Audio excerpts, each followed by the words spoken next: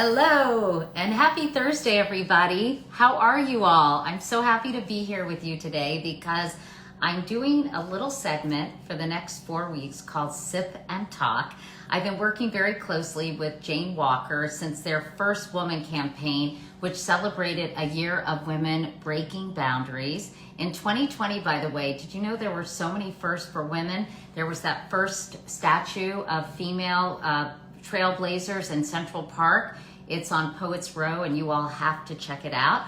Also, the first woman to be named the CEO of a major bank, Go City Bank, and needless to say, the first female vice president. So in keeping with the celebration and to properly honor Women's History Month, which is so great, and I think every month should be Women's History Month, I'm partnering again with my friends at Johnnie Walker by Johnnie Walker to celebrate women. So as I mentioned, every Thursday, hi everybody, I'm going to be sitting down with another cool woman, and we've got another special treat because we're going to be talking to female mixologists every Thursday as well. So for those of you who know that I am on this 21-day reset and I have stayed away, and I've been doing really well, by the way. I've stayed away from sugar, dairy, and wheat, and I've been eating very healthy, but I talked to Dr. Hyman and he's going to let me have everything in moderation, one cocktail once a week to celebrate these incredible women.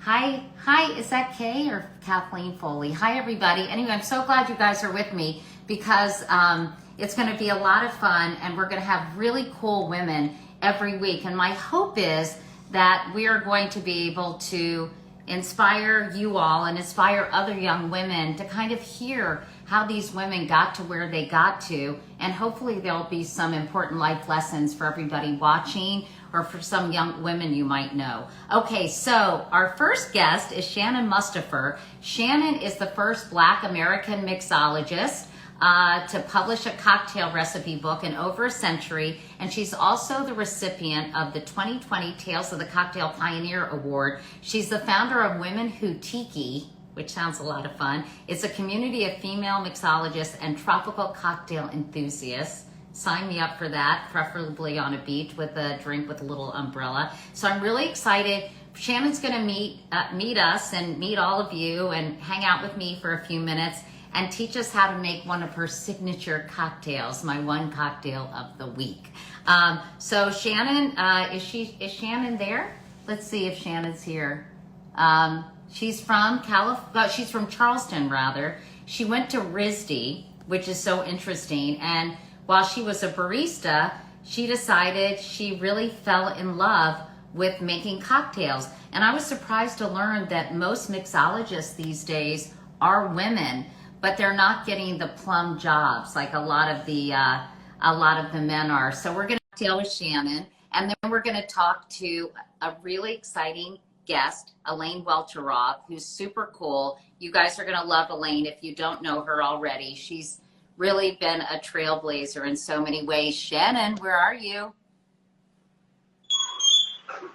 I think Shannon may still be making her cocktail, you guys. Hello, Shannon? Hey. Shannon, are you there? I'm here. How are Hi. you? I've overcome my tech challenges. So excited to meet you, as well as to kick off Women's History Month and all the good things with you. I'm so excited.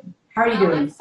I'm so excited to meet you, Shannon, because I know you live in Brooklyn, but you're from Charleston originally. I love your kind of story of how you became a mixologist, that you were at RISD, at the Rhode Island School of Design, and you decided, you know, I love art and I love painting, but you decided you wanted to become a mixologist instead. How did that happen?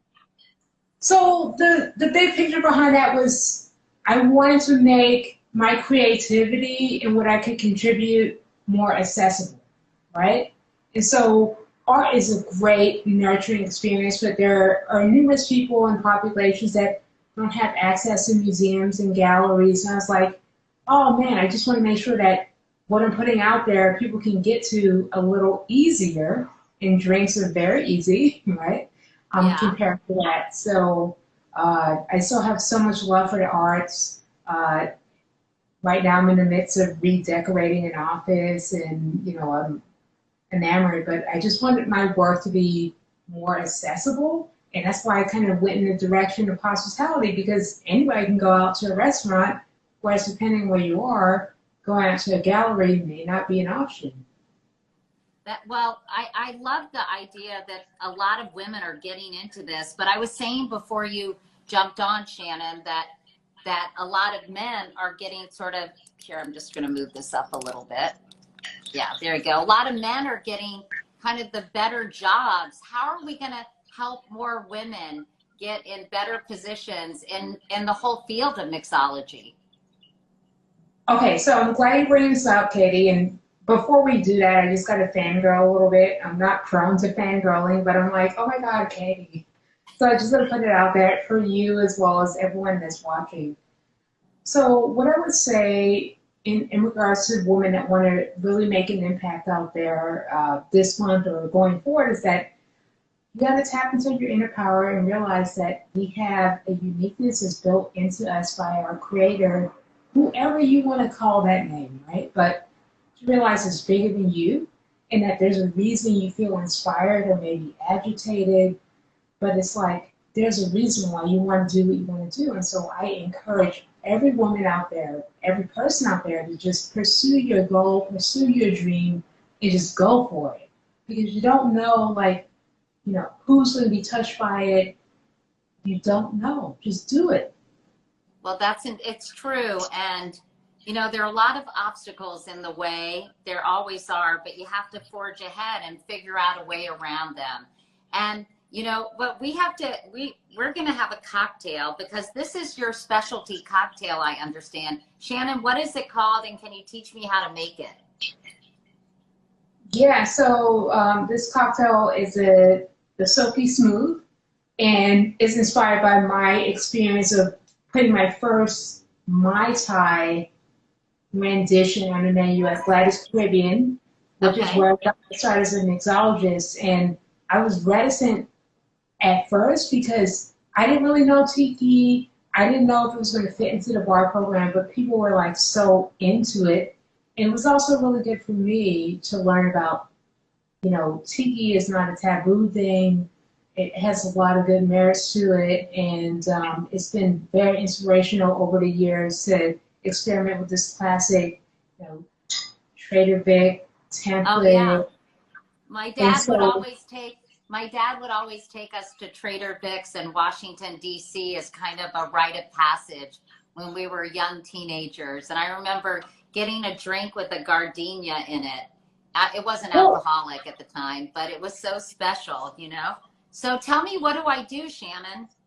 Okay, so what you're going to do is very simple here. So I'm doing a little bit of a riff, inspired in part by Jane Danger, who works with Pernod Ricard currently, but she was a program manager at Mother of Pearl. She basically put a different spin on tropical cocktails about 3 years ago, and is a total inspiration. So what you can do is start off with your citrus. Okay, so I want everybody to know at home that it's important to start with the sweet and the sour when you're building a cocktail, because that gives you an opportunity to make sure you got that right balance that you enjoy. Because once you get the liquor in there, it's too long, right? So we're going to start off with 3/4 ounce of what? Fresh pressed lemon juice. Okay, got it. Is that this thing? I hope so. I don't know what it's saying. But yeah, you want to start with the citrus juice first. And then in the case of what we're doing, it's a 3/4 ounce of syrup that's called orgeat. Orgeat is a nut-based syrup, so originally almond. That may not be for everybody. You can do macadamia, you can kind of twist it up a little bit. But the whole idea is that that nut element gives you that body and viscosity to kind of like create the longevity for the drink as a whole. So I'm going to add 3/4 ounce. Okay. To the original template. And then to make it more fun for us tonight, I'm adding Dawn's Mix. So Dawn's Mix is it's basically a compound syrup. It is grapefruit juice combined with cinnamon syrup. I hope And Cody, I'm using the right one. I think you got that sent to you. I'm doing it a little more like, on the original template, but the whole I'm not idea is hearing that, you. Hold on. oh, Can you hear everybody? me Oh, now? there we go. Okay. Awesome. Okay, so Okay. orange mix is like a compound syrup where you take a citrus and honey and spices. In this case, there's cinnamon as well as cloves that go into that honey syrup, and then you compound it with grapefruit juice, which gives that acidity to kind of brighten up those elements that you would find in the spices. So Okay. I'm going to add an ounce and a half. Smells delicious. It's good. It's so fun. And this smells very, very spicy, like clovey. Like Well, it has that's what we did. Well, some people have a little kind of shy away from charcoal cocktails being it's going to be too sweet, but those elements that you picked out kind of tone it down a little bit so it's easier to take. Okay, and by the way, someone's asking me. I said I'm having one cocktail a week for Women's History Month, everybody. But keep on going with what you're doing, and just enjoy this because it's such a treat. And this is a pretty light, fresh cocktail, isn't it? Yeah, that's the idea. I don't like sweet drinks. They're kind of like a off-limits things for me. I'm a wine girl. I like things really dry. Yeah. I was a whiskey fanatic prior to getting into the rum and tiki space. In fact, one of my favorite birthdays, when maybe I wasn't legal, was Yeah. Johnnie Walker Blue. So that being said, the last step is an ounce and a half of Johnnie Walker. And what this does is just like a lot of spice in this liquid that will awaken the spice elements and the cinnamon and the clove that's in the Dawn's mix. And that gives that acidity element in the, And then go like this, right, Shannon? yes. So I'm going to add a big cube and we're going to shake it up. So let's put this shaker together. Put it in the big one. Yes. So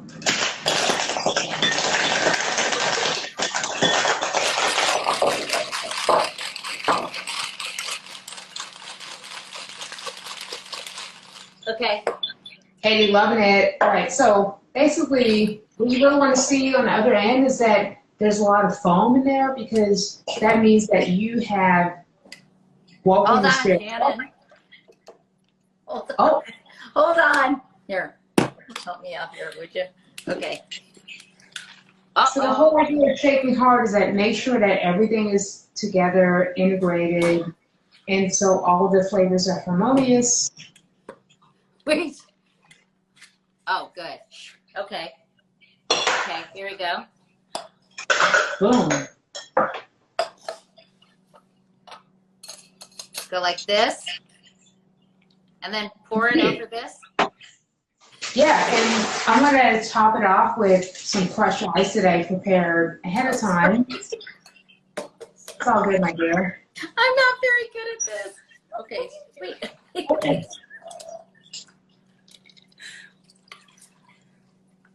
And put some ice. Yeah, so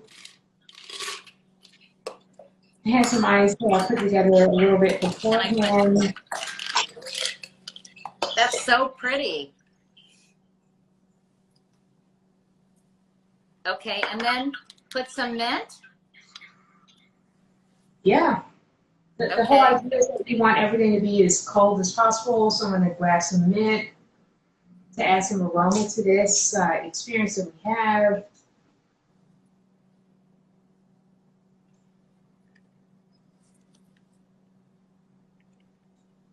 So the What do you original guys think? recipe.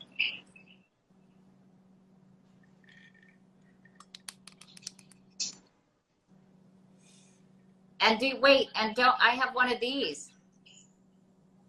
Yo, I totally did not get my orchid delivery, so I'm gonna Well, have to make these are pansies, but look how pretty that drink is, everybody.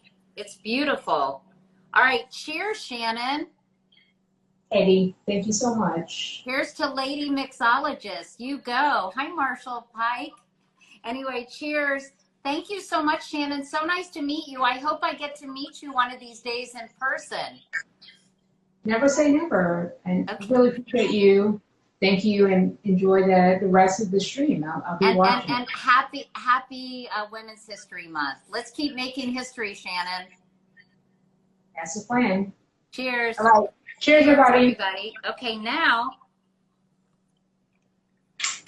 that's delicious. That is really delicious. Thank you, Shannon. Love it. If you guys want the recipe, by the way, it's going to be in our newsletter, Wake Up Call, tomorrow. And also I'll post it on Instagram as well. It's light, it's refreshing, it's delicious. Just like my next guest, Elaine Welteroth. Thank you, Shannon. See you later. Bye. So Elaine, I don't know if you all know Elaine, but yes, Katie the mixologist, that's me. Elaine is an incredibly impressive young woman who's done so much already in the course of her young life. She was just there. Here we go. No, you didn't highlight her. Hold on, Elaine. We're getting there. It takes a village. Elaine took part in the Jane Walker by Johnnie Walker campaign that celebrated women's first. They were nice enough to include me. Hi, Elaine. Hi, Katie. Look how beautiful you look. How are you? I'm better now. I could even be even better if I had one of those cocktails in front of me. You guys, I'm jealous over here. I'm still at work, so I don't have my cocktail, but I do have my drink ready for later. Oh, good, good. Well, you know what? It was really fun meeting Shannon because I didn't realize, Elaine, that so many mixologists now are women. But just as in so many other fields, they're not getting the plum assignments. They're not getting put in positions where they're going to be, it's kind of the top establishment. So we have to work on that. But let's talk about you, Elaine. Look how pretty you look. How are you doing? Oh, thank you.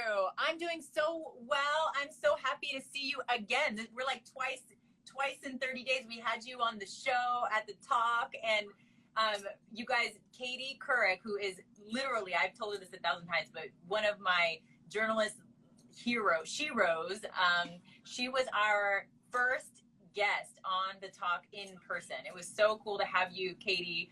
I wish you could come on all the time. It'd be so fun. It's I have to say, Elaine, you have such a nice group of ladies on the talk. I really enjoyed being there. I love Amanda, who's also a new person on the talk. Sorry, I'm just setting this up. And all the ladies, I had such a good time. But I want to tell everyone watching a little bit about you, because you are also a fellow Jane Walker first. Elaine Welteroth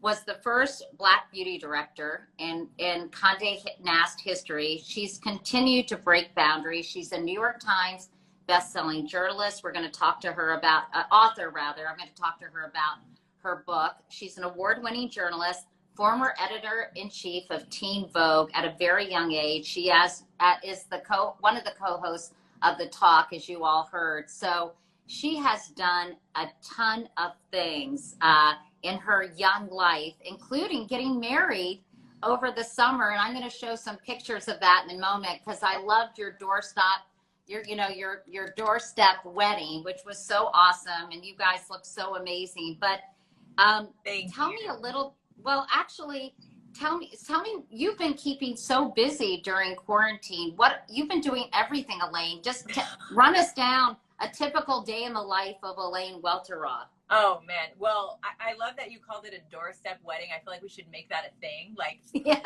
quarantine doorstep weddings. But what have I been up to during the quarantine? I mean, I got married in the middle of a pandemic. Highly Can we show? We're able to actually show one of your pictures, Elaine, while you talk about this. I mean, technology is incredible, isn't it? So we figured out how we can. But you can keep talking. Adriana, who works with me, who's 24, and she knows how to do all this stuff, figured out, but maybe she didn't. So, But anyway, tell me about the wedding and why you guys decided to go ahead and do it at your Brooklyn house.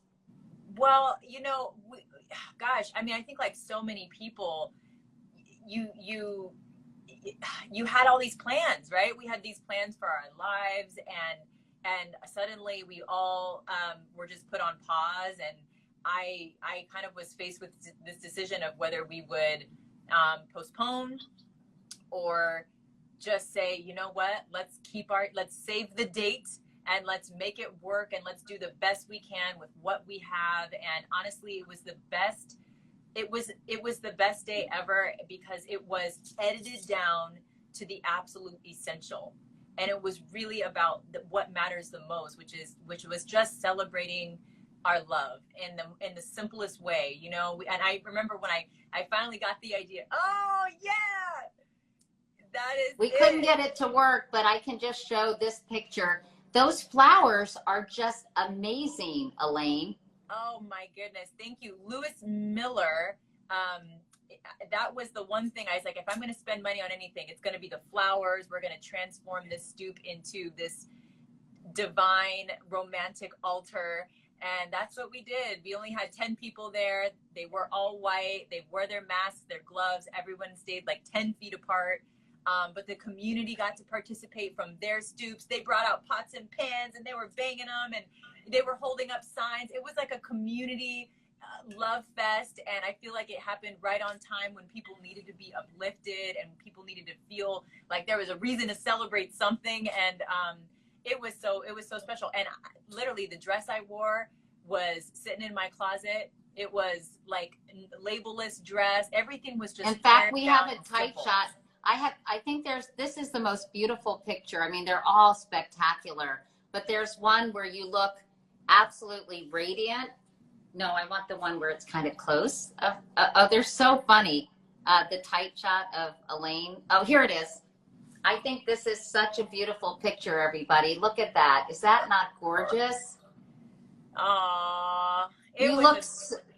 You're so full of joy. It's so incredible, Elaine. Thank you. I highly recommend the doorstep wedding. So if anyone wants to talk to me about that separately, we can talk about that. But yeah, no, I mean, I've been keeping busy throughout the quarantine, and also enjoying this time to be still, and in a lot of ways that I kind of hadn't been able to before. You know, we're as ambitious women, we're always ripping and running, we're on the grind, and I think it was really nice in some ways to have a period of stillness, to really do some self-reflection, to really kind of reprioritize our life, and you know, remember what is really important, and make that the focal point, and kind of redirect a little bit. And actually that self-reflection led me to this big move across the country to LA from Brooklyn, and in the middle of the pandemic. And you know, I came out to LA frankly for more life, for more sunshine. And I thought, if we're going to be at home for the foreseeable future, let me just, you know, let me make a move that feels that, and move into a place that feels really good to be in.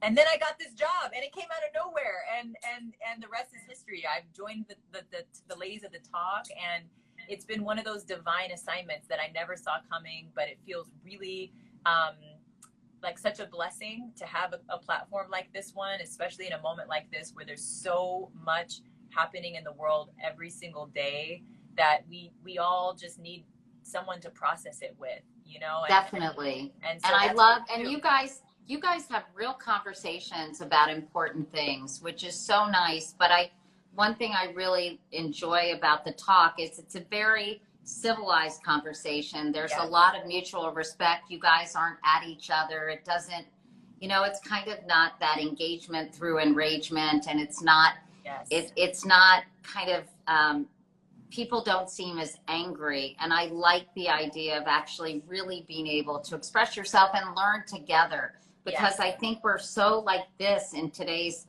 culture, that to be able to kind of understand and to listen, I think we've lost the art of being able to listen. So that's what I really appreciate about you all and about the format and the way you use the format. But I want to talk to you, Elaine, because it is Women's History Month, and you are a first, as I mentioned, and you've achieved a lot in your young life. You were the first Black beauty editor, as I mentioned, at Condé Nast, and then at 29, you became the editor-in-chief at Teen Vogue. You were the youngest editor-in-chief in Condé Nast history. Now, I know you grew up in a small town in California. I know all about you now, Elaine, because I always do my homework, which is an important thing for people to remember, I think, in any field. Always be prepared, like a Boy Scout or a Girl Scout. But did you always know that you wanted to be in the magazine business? Oh, it's a good question. I don't think I ever thought it was possible for someone like me to be in the magazine business, coming from small town, and I didn't really know anyone who had, you know, a big job or who had moved to New York City. So I just didn't even know it was within the realm of possibility, frankly, until right before I graduated from college. I kind of went on this quest to figure out what on earth am I on earth for, and I did a lot of soul searching and a lot of searching for women, frankly, that I could see myself in. And I was lucky enough to come across this woman named Harriet Cole, whose work just like jumped out at me. And I had this like audible, I don't know if it was from God or from who, but I had this audible sort of invitation to reach out. Tell us, I think, for people who aren't familiar, because it would be fun to have you and Harriet Cole, because I actually wanted to get you all together. Yeah. Tell us about Harriet and what she did that so inspired you, because I was going to ask you, who are some of the women who've inspired you and opened doors for you to get you where you are now? Yeah, well, listen, Harriet Cole is she's my mentor, my first boss. She is really the reason that I even got my foot in the door. And really, she was, I like to describe her as a multi-hyphenate before what that was even a thing, you know? Yeah. This is before the age of, you know, Instagram. You know, she was this kind of, this really multifaceted media professional. She had built up this incredible career as a magazine editor, starting in fashion. And then she kind of branched out and she wrote multiple best-selling books. She had a syndicated radio show, which would be like akin to a podcast right now, and a really successful one. She was on the Today Show regularly. She was doing all the things, and she had really carved out this intersection for herself in the media that where she was allowed to just be herself. And you know, she kind of sat at the intersection of Black culture, fashion, and spirituality. And I just didn't even know that you could do that. I didn't know, especially as a Black woman, that you could do that. And so I was just so enamored by her career, and her career became the blueprint for my career. And so I just cold called her. I stalked her down, and you know, eventually she made time for me. 15 minutes on her schedule for an informational interview turned into 45 minutes of this incredible conversation. And at the very end, I said, if there's ever an opportunity to work with you, please keep me in mind. But if I never hear from you again, know that you've already changed my life. And I meant it. And then 5 months later, she called me back out of the blue and said, I have a shoot out in California. I remembered that you live in California. I need a production assistant. Can you meet me? I'll pay you $250 for the day. And I was like, I'll pay you $250 for the day. And she at the time was the editor-in-chief of Ebony magazine. So I went down there, I assisted her, and then she offered me an internship on the spot, and the rest is history. I moved to New York City to be her intern at Ebony magazine. And I am telling you, I would not be here with you right now if it was not for this woman who opened the door for me and nurtured me. And she was my boss, but she was also my mentor. I think that's so much. I think that's so nice. And I think that's such an important lesson, you know, for young women, that you can just go and try to meet, you know, people want to help, I think, young women and want to mentor them. And if you reach out just for that informational interview, say, I just want to say hello, I'll pick your brain for 15 minutes.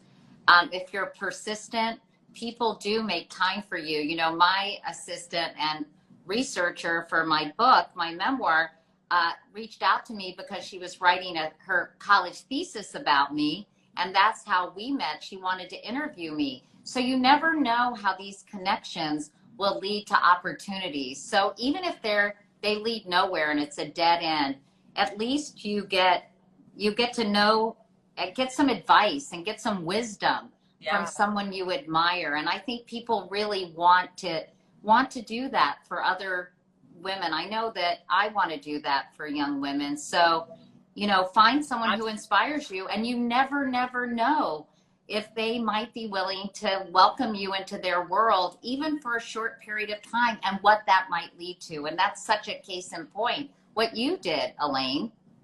And what she did. I mean, yeah, I definitely had to have the courage to follow that little voice inside that said, reach out to this woman. And I almost didn't. And I sometimes think about, God, how different would my life be if I did not answer that call, that if I did not listen to that little voice inside that told me to reach out to this woman. I truly, genuinely, like, this is not hyperbole, I really don't think I would be here right now, you know? So I think it's a testament to listening, following that voice, and having the courage to make the first step, make the first move. And also, hopefully it's a reminder to all of us, women at any stage of your career, to be that woman for somebody else, you know, to pay it forward. And I will say, I have the best interns and mentees, and I learn so much from them. Sometimes I think they're my mentors. It's true. I thought I had created this term, reverse mentors, but exactly, it's not reverse mentors. It's Warren Buffett came up with that term. So I can't take credit for it, but I learned so much from young people, particularly as the technology changes, as, you know, things develop. You know, I've learned so much from just listening to my daughters, because there has been so much cultural change, Elaine, in the 40 years I've been in the business of media and storytelling. And one of the things I wanted to ask you is, when you became the editor-in-chief of Teen Vogue, you really, you changed the aperture, if you will, of what was focused on in that magazine. You know, it might have been known as being a little more frivolous, and you really, you became a thought leader in that space, talking about things like cultural appropriation and trying to explain those, you know, these new terms to people who wanted to learn but might not be familiar with that. And all these cultural seismic shifts, I think you helped explore them. And did you get any pushback for doing that? Or why were you so fearless? Or how did you summon the courage to kind of say, I want to change this magazine. I want it to be about real things that really matter. And what was the motivation for that? That was the world's longest question, but you know what I'm getting at. No, I appreciate it. And actually that topic, cultural appropriation, which we definitely covered a lot at Teen Vogue, is what connected us for the first time in person. You were doing that amazing mini series exploring these sort of hot button issues that people tend to shy away from, or that if you do engage tends to tear people apart. And cultural appropriation was one of them. And I remember feeling so honored. Katie Couric wants to talk to me about, oh my gosh, about cultural appropriation. And I just thought, man, I wish more of these kind of cross-generational, you know, conversations were happening and in a safe environment. And kind of I learned, you know, it was so helpful for me to have that conversation with you, and you know, and open my eyes to things that my life experience honestly just had not exposed me to enough. Of course, some, because, you know, I'd been a journalist for so long, but these are deep-seated issues that are the result of you know, incessant cultural conditioning. So to be able to talk about some of those things, and I, you know, I went to Northwestern, I went to the University of Chicago. If anyone's interested, it's on Hulu. It's called America Inside Out. But you were so great because you were a compassionate teacher. And I think that's what we sometimes need, compassionate teachers, because instead of sort of judgmental ones that can help people along. And that was really the purpose of that whole series, to really give people the information they needed to be informed enough to really see issues from a different perspective. But anyway, Yeah. so when you decided I'm going to make Teen Vogue matter, I want to address all these things. Was that scary? Did you get pushback? Were people supportive? Well, I think the important thing to say is that it didn't happen overnight, and nothing does. I think it gets, when we see the headlines and the highlight reels on Instagram, or when we, tell these success stories, sometimes it can seem like you just walked in there with your fist up, you were fearless, you made the changes, and you're a hero. And that's not at all how it ever happens, right? Like I became the beauty director at Teen Vogue first, and I was only 25, and I had a lot of imposter syndrome. I didn't wear Prada. I didn't know a lot about, fashion photography. I wasn't sure if I, belonged in that world, with capital F fashion. But I recognized that once I saw my name in the headlines as being the first Black beauty director in Condé Nast history, I thought, okay, wow, there's a responsibility that comes with this role. And I would be doing a disservice to all the people who've sort of been shut out of mainstream media positions like this one, powerful positions like this one. If I just thought I had to fit the mold, if I thought this means I just follow the rules now and try to be like the person who came before me, which by the way was Eva Chen, who's a fabulous, amazing woman in her own right and professional who I look up to. But, and so I had to lean into what was true for me, and what stories mattered to me that I thought were not being told. And, as somebody who grew up in I'm come from a mixed race family, and I never saw myself represented in magazines or on commercials or anywhere in media. And it had a really negative effect on my self-esteem early on. And so I thought, if I'm in a position to change that, I have to take that seriously. And so I kind of went in with this mission of doing what only I could do, right? Like, I think, and hopefully the takeaway for anybody in whatever role you're in, is to find your zone of genius. Find the thing that only you can do and make an impact in the way only you can. So I didn't know capital F fashion like that, but I did care about inclusion. And I thought, beauty can be a really powerful vehicle to talk about and to celebrate diversity. And we can through that lens, we can explore conversations like cultural appropriation, and actually beauty is very political, and hairstyles can be very political, and there's a lot more to talk about with beauty than just the frivolous superficial stuff. And so I really went in with that mission. But as the years went on, I felt like I was able to start to find my voice and build my tribe within the company. And by the time I was appointed editor-in-chief, we were already working behind the scenes to kind of change the direction of the magazine, and I should say the brand, because the digital presence became so important, and we tested out a lot of different directions on social, online and on social. And I felt like I don't even deserve all the credit in terms of turning around Teen Vogue. What I did was what any editor should do, is I was listening to our audience. I was studying them and what they cared about. And I was learning from them. I learned about intersectional feminism on Tumblr because of reading about what Gen Z was talking about, and cultural appropriation. I've also been educated by Gen Z. So I felt like Teen Vogue became and needed to really be a mirror and a platform that amplified the voices of this generation and the conversations that they are having, which span far beyond fashion and beauty and Justin Bieber and like entertainment, celebrity. We can care about that, and no one's shaming that at all. But I think what I wanted to do was create an intersectional platform where you could be all the things you are. You could care about all the things, and there's a home for you. You don't have to choose whether you're going to be smart or stylish, or whether you're into fashion or politics. You can be into both. And I really wanted to carve out a space for, I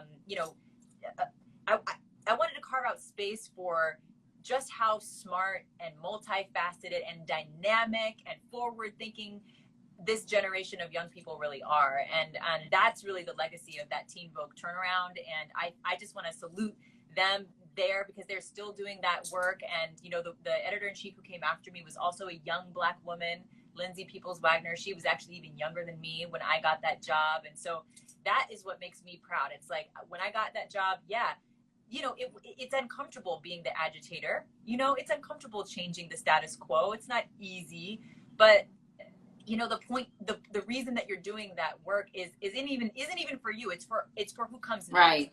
It's to open that door and create and make sure that door is as wide as it can possibly be for someone else to come in and take the baton and run it even farther than you could, you know? I have a friend who used to say, when you're a trailblazer, you know, it's easy to get burned. And it's true, because when you are a disruptor, you're upending the status quo. It's sometimes not easy. I'm talking a lot about that in my own memoir that I'm writing.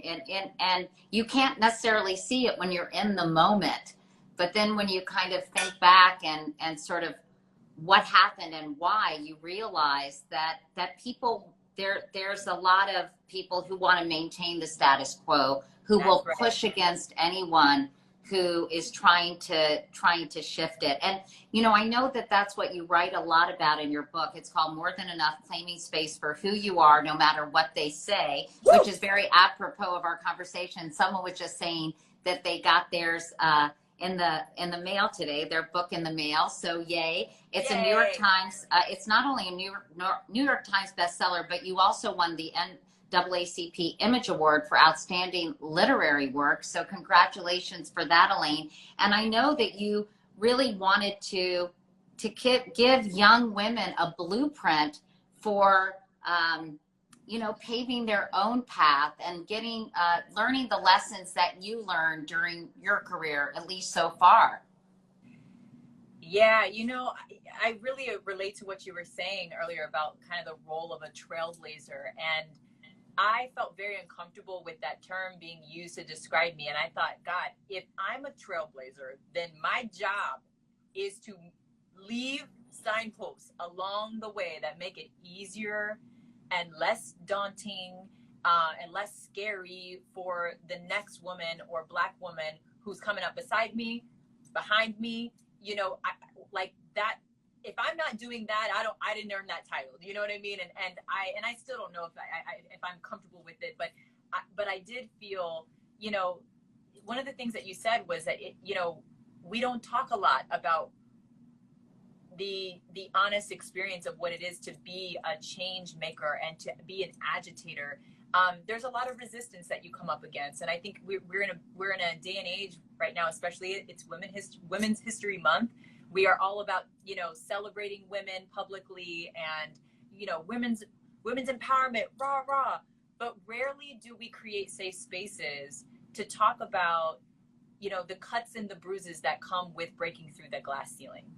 And I think that if we leave that part out and we just celebrate all the first and we're just like, go girl, and we don't talk about the true experience of what it takes to be the first, and what those people went through when they broke through that glass ceiling, again, the cuts and the bruises that come with it, so to speak, then we are doing a disservice to the second and the third that's coming up behind us. The goal is to better prepare other women for things that we didn't see coming, and that we, you know, share the tools. And I'll say, like, every first woman that I have had the honor of having an offline conversation with behind closed doors, they've told me some stories that you wouldn't believe, except you would believe them because you probably lived them. But these aren't stories that we talk about publicly. There's still this sort of shaming and silencing, that this shrinking that happens, and we think that we got to carry the mantle for all the first and make it look good, even when we're hurting, even when things happen that were not fair. And I just think we got to create more space for us to be honest about what comes with being first, and with the goal of making sure that these kinds of experiences don't get handed off to the next woman who's up. And so that's kind of the responsibility that I felt when I wrote that book. And listen, I'm still in the beginning. my last chapter of that book is, this is just the beginning. I know I'm still young. There's so many things I want to do. I don't know it all. You know, I want to learn from women like you, who, I mean, you have had such an incredible career. You're still killing it. I just love how multifaceted your career has been. But so you know, there will be more books. But I thought, you know what? Why do we as women feel like our stories don't matter until it's the end of our story, end of our days? Like, why do we feel like we have to be like, you know, in our 80s before we can tell our story and feel like it's significant enough? So I pushed back all of that fear and that doubt, and I said, you know what? I think women's stories matter. I've been telling them for my entire career, and you know what? It's time for me to tell my story and then continue on, you know, because there's a lot more to the story. You know, and I think a lot of things have changed, and I'm curious if you think they have. I feel like the confluence of Black Lives Matter, Me Too, Time's Up, this recognition that we haven't been doing a very good job on representation in so many arenas. I sense and feel, and personally, I believe I've witnessed a real sea change in how we are making the world more inclusive, welcoming more points of view. Not enough. We have still a lot of work to do. But I feel like, Elaine, the dam has started to burst. And I'm curious if you feel that too. I do think things are changing for the better. I do think that there are sort of, as I fall off my chair, I do think things are changing. I think that there are conversations that are long overdue that are finally being had. I think, you know, diversity and inclusion is, you know, becoming a priority in a lot of spaces when it just frankly wasn't. But, you know, I also think there's a lot of lip service, and there's also a lot of people who just don't want to be called out for not doing the right thing or saying the wrong thing. And so there's a lot of fear and shaming.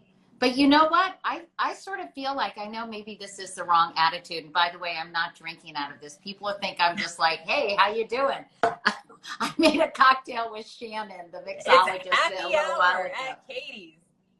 It's so pretty, by the way. But you know, part of me is like, if shame is a good way to force people to make change, then then that's okay. Like, fearing embarrassment, being made to look bad. Like, if that gets the job done, then maybe that's, a certain entree to expand the playing field. So I know what you mean, Elaine, but I also think that can be a really powerful and effective vehicle for change. Shame. I hate to say that. Is that a weird thing to say? No, I think it's the right thing for you to say. And just to be clear, I wasn't saying there was anything wrong with people being shamed or feeling shame. I think that what's happening is that people don't want to be shamed. And so I think there's some people who are hiding out, or maybe doing and saying and posting what they think are the right things when they actually haven't taken the time to do the work and haven't actually, I think we all have to see ourselves as part of the problem before we I understand. Yeah. Before we can be part of the solution. And so that's what I'd like to see more of. During the Black Lives Matter resurgence after the murder of George Floyd, I felt like I saw a lot of people, posting things and while in one respect I felt really like it was time for all of us to be a part of these conversations. I wondered in some cases if these people were really taking the time to do the work where they were examining their own contribution to systemic racism in their own lives. And that's the thing. For me, I think that's the place to start, right? I think that's where it starts. It's internal work that is going to produce the right kind of honest external changes. And the same thing goes for representation in media, to your point, like, things have been changing for years now. I mean, we know that the covers of magazines are much more diverse than they were before. Same for commercials and campaigns, and it feels good to see it. But as someone who's been working on the behind the scenes for a long time, I'm always curious to know, how is that priority in terms of inclusion reflected behind the scenes, and making sure that the storytellers reflect just how diverse, you know, the picture looks on the outside. So it's all, for me, you can't change the story until you change the storytellers. It's really, it starts with who is behind the scenes, who's telling these stories.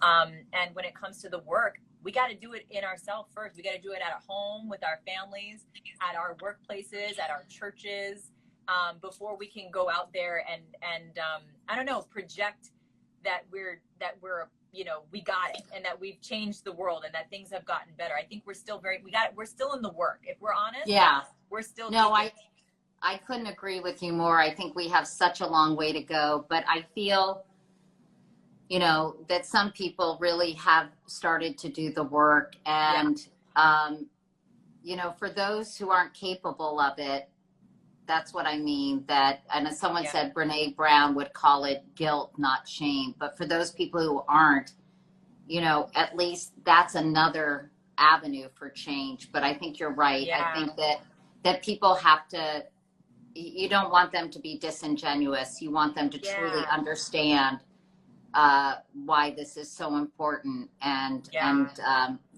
you know, you were talking about the murder of George Floyd, and I know that you started this 15% pledge. I think this is such an example of not just talking the talk, but, you know, walking the walk. And you are, it's a nonprofit advocacy organization. It recruits major retailers like Sephora and West Elm to commit a minimum of 15% of their purchasing power to Black-owned businesses, which is so awesome, Elaine, because I think we can all talk about change, as I said, but to actually come up with ideas and solutions that are really going to move the ball forward. This is a perfect example of that. And how is that working? And you know, Black-owned businesses have taken a real hit in the pandemic, like many small businesses. So can you tell us what the impact of this has been, or is it hard because of the pandemic to even measure that? Well, I first want to give credit to Aurora James, who, you know, a lot of us were feeling, gosh, so bogged down in our own sadness and devastation, you know, after the murder of George Floyd. And I think at the same time, a lot of people wanted to take action. They wanted to do something, but there wasn't this like singular call to action. And so Aurora James, who is a small business owner, a Black woman, very successful fashion designer, said, I'm going to start with my industry, the industry I know, and I'm going to erect a solution. I'm going to put it out there on social media. And she made a post that basically proposing that all retailers commit 15% of their purchasing power to Black-owned businesses. And she tagged specific retailers. And it was sort of a challenge that she put out there. And don't you know, within days, a website went up, a full-blown campaign had been ignited. Within, you know, a short amount of time, a nonprofit was started. And that was kind of the genesis of the 15% pledge. And now there are, oh man, there's so many, from Sephora, who was the first major retailer to sign on, to Macy's, to Crate and Barrel, to West Elm. And like, you know, I was a part of helping Aurora in the beginning kind of get this thing off the ground, and making phone calls and having hard conversations. And what we found again and again is what I was sharing earlier, you know, no one wants to be called out. And so people are afraid of even committing to doing the right thing, because they're afraid if they don't do it right, then they're going to be canceled. And it's like, here's the thing. There's a difference between being called out and being called in. And the goal of the 15% pledge was to call in these powerful players that really have an opportunity to change, you know, to dismantle systemic racism in this particular way. And we are presenting a solution. All you got to do is say yes. You believe that is awesome, right? And the thing is, it doesn't happen overnight. Like, you can't say, if you do the inventory, right, and you're like at like 1% of your inventory is is, you know, what 1% of your purchasing power goes to Black-owned businesses. To say that you're going to commit to 15 can seem daunting, overwhelming, like impossible. But for us, it was more about saying that you are committing to this new standard, that we are resurrecting, we are erecting a new standard, a measurable metric, that you are now going to make, you're going to make this, arriving at this metric a priority, and then you commit to it and you make a plan, and we do check-ins and accountability checks, you know, and I think that spirit is what invited a lot of people to the table that might have been too afraid to commit prior to. And I haven't, you know, I want to give all credit to Aurora, because she is running that organization. Since I moved and started the talk, I've taken a step back from the day-to-day grind of it, but they're doing incredible work. And I just hope that anyone listening, I mean, you can erect a solution to a problem that you see, and you can generate energy around that and buy-in around that. And it could be, it doesn't have to look one way. Like, these problems are so complicated and they're so layered. So it's going to take many different solutions and many different people committing to their solution and pushing that forward for real change to happen. So I think that's for me, it was energizing to be a part of launching that nonprofit. Yeah, I would love to actually interview Aurora, because Yes. I didn't realize that it was her idea. And, you know, I think sometimes people feel overwhelmed. They're like, what can we do? And I think there's so many ways, big and small, that you can address a whole myriad of problems and really have an impact. You know, I think about Stand Up to Cancer, Elaine, and this was 9 women who said, this is unacceptable. We need to speed up the pace of cancer research. These scientists need to collaborate, not compete. And they need to, you know, share their ideas, and we need to kind of mix it up. And I walked into our first telecast and I was so overwhelmed. I almost started crying because everyone in Hollywood was participating. And this was just the idea of 9 women who were frustrated and wanted change. So I think people need to kind of own their power and understand that even, you know, Shannon Watts started Moms Against, you know, Mothers Against Gun Violence. And what is Shannon's whole, I've got to get her organization right. But she was a woman in Indiana who was so upset about school shootings that she started a whole movement. So I think Moms Demand Action. Moms Demand Action, sorry, Shannon Watts. And I admire Shannon so much because look at what she created. So I think there are just ways that we can really change the world just when we think it's just too overwhelming and we're just one person. And by the way, if you all want to learn more about it's a 15% pledge. You can go to at 15% pledge. Is that right? That's right. Well, you're doing so many awesome things. I know that now you're looking to turn your book into a TV show. You've written for Grownish. You make me feel like a total, you know, somebody who just doesn't work. Right. Says Katie Couric, who, by the way, I wake up to you every day in my inbox. Thank you, Elaine. I don't know how you do it all. Do you sleep?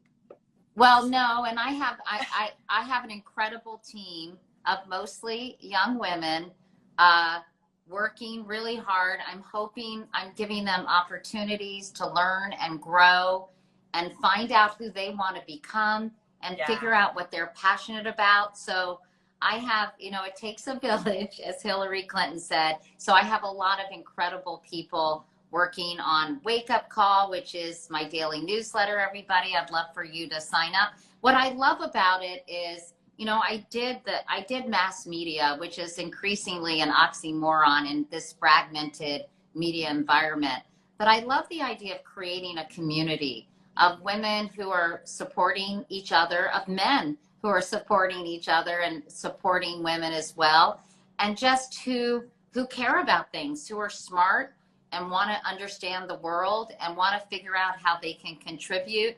So it's been really, really gratifying for me to step out of the kind of more traditional media space that is still run predominantly, I hate to say it, by white guys who are making decisions based on all sorts of weird shit. So I love the fact that I'm able to be independent, and I can do things that I want to do, and I don't have to play the politics that are so prevalent in media organizations. It's exhausting and so such a waste of time, honestly. I agree wholeheartedly. Oh, do I know. But anyway, I'm so proud of you, Elaine. I hope I can say that as somebody who's been around the block a few times, but I'm so proud of everything that you've accomplished, everything that you'll continue to do. And you are a first. The Jane Walker folks picked you as a first for everything that you've been able to accomplish. And, you know, I just want to say for all of you women out there, you know, maybe you're not a first, or maybe you are a first, but if you're not, you can be the second, third, fourth, and fifth. And that is really what this campaign is all about. It's about kind of not only shining a spotlight on groundbreaking women, but also finding out what helped them along the way, so they'll be able to help people who come after them. But anyway, Elaine, this is my little cocktail that my new friend Shannon, who is a mixologist, helped me make. I'm sorry you don't have one because it's also so beautiful. I have water. Well, that's okay. So I want to propose a toast to you and to thank our sponsors, Jane Walker by Johnnie Walker. And by the way, you can find this recipe. It's called the Silk and Soul Cocktail. You can make it for your hubby, Elaine, and it's on my website. And next week, we're going to be talking to another mixologist. And I'm going to be having a chat with one of my favorite people, Kathy Najimy. Do you know Kathy? I don't. Oh my God, she is a hoot. So try to tune in next Thursday for our happy hour. Okay, I'm there. Anyway, big kiss to you, Elaine, and a big kiss to everybody. I'm giving you all a virtual hug from my kitchen counter, and a big cheers to all of you. Bye, everyone. Bye, Elaine. Bye. Thank you so much, Katie, for having me. It's so great to see you every time. It just feels so good to connect. So thank you, Elaine. Bye, everyone.